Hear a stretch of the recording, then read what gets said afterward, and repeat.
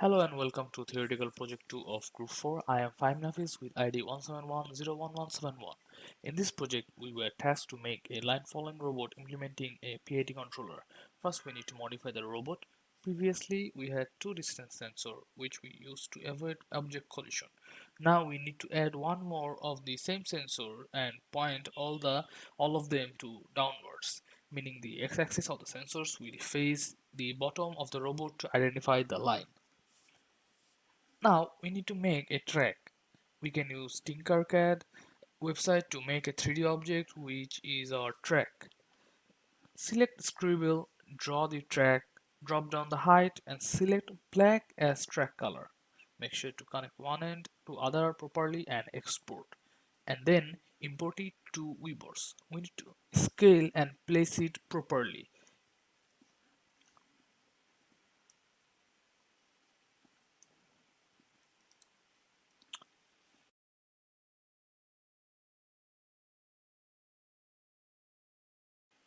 Coming back to PID, in easy terms, PID is an algorithm that works based upon feedback. Here's the feedback controller.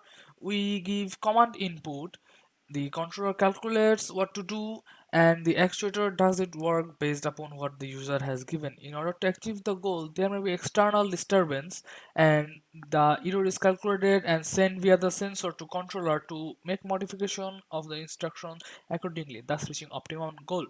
How is this implemented in our project is there's IR distance measuring sensor facing downward in our robot. It can distinguish between black line and normal floor. The robot has three sensors. When the side sensors measure that they are about to go out of the line, it sends necessary data to the controller and adjusts it accordingly, keeping the robot on the line. Now, if we go in depth, how does it happen visually? PID controllers, P stands for proportional action. It requires to reach the goal state, but sometimes it may overshoot and needs correction. Here's where I for integral action comes in. It pulls down the overshoot oscillation and tries to reach the steady state, but oftentimes the oscillation continues. To solve that, D for derivative action comes in. It drastically reduces the oscillation and finally helps reach the goal state accurately.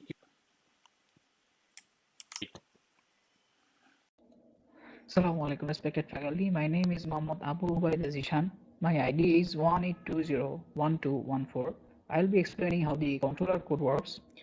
So at first, as you can see, we are initializing the sensor and the wheels. After that, we're going to the main loop where we have one method called drive. So the drive method is just driving the robot.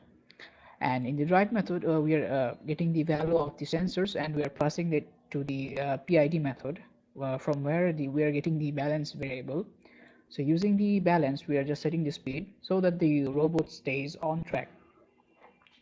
So here we are using a condition. So if the robot, the left or the right sensors, they are out of track, then we are using the PID method to initialize balance. Otherwise, the balance is going to be 0. And if along with the left or right sensors, the middle sensor is also out of track, we are just adding the balance to the PID of the middle sensor so that the robot turns wherever it wants to turn to keep it on track faster. And so here we are just doing a near check, so whether the left or the right sensor is out of track, and then we're just setting the velocity accordingly in order to keep the robot on track.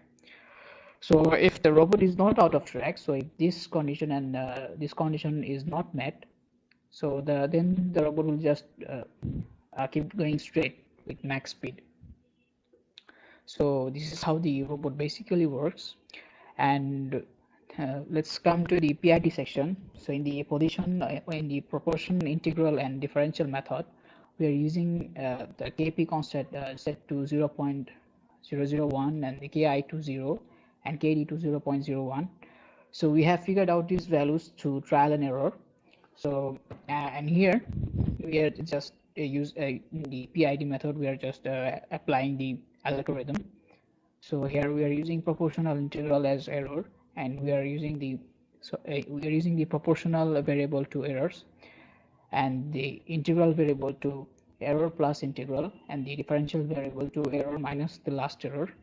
And finally we are using this equation to figure out the balance, so which is returned here, and the balance is set, and this is, and so on. So that's how the robot works. So let me show you a quick demo. So as you can see, the robot is working just fine. So we tried changing these the values, and then it does not work well. So that's how we figured out the values. So we are kind of sticking to it. So I recommend just fast forwarding the running of the robot in order to get it faster. So as you can see, it just completed the loop. So thank you very much, dear respected faculty. This is Muhammad Abu Ubaidah Zishan, ID 18201214. Assalamu alaikum, dear respected faculties. I am Jawad Hassan and my student ID is 18301-242.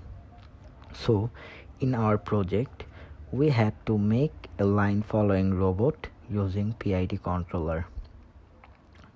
First, we modified our robot with distance sensor and made a track properly.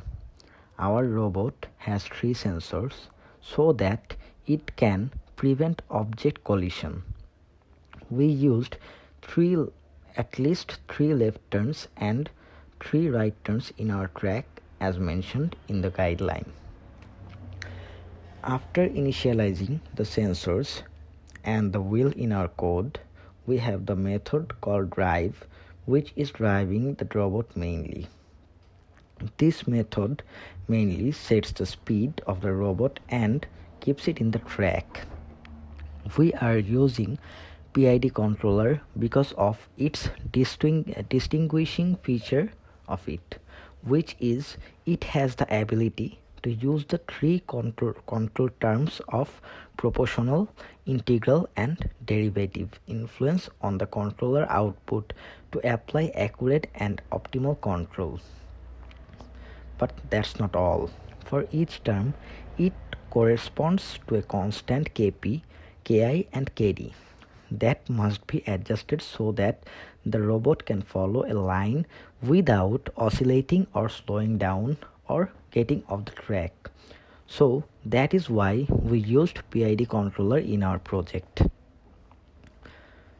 So that's it. Thank you, ma'am and sir.